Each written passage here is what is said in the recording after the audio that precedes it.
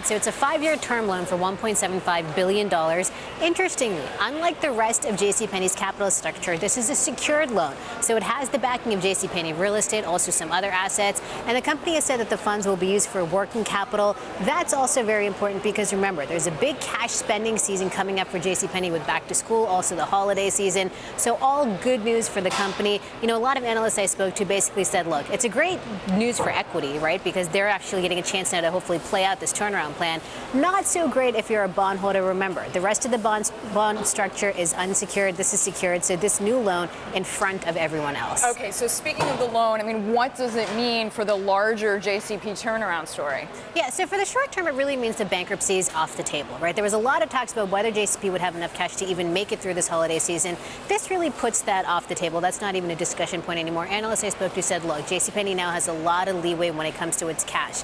The issue is whether this cash will be enough to actually turn around the sales and the profitability of the company. You know, I've been speaking to some analysts, and they actually have been forecasting the company out to 2014, out to 2015, even assuming some pretty good growth rates, even assuming some pretty good profitability.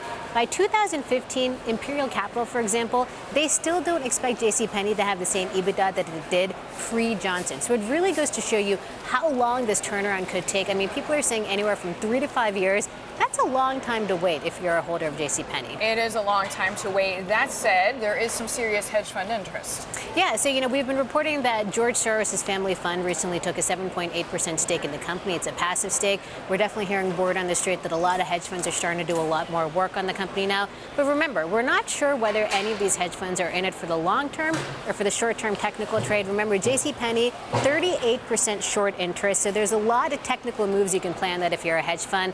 Time's going to wait and see if any of these holders are in it for the long haul, though.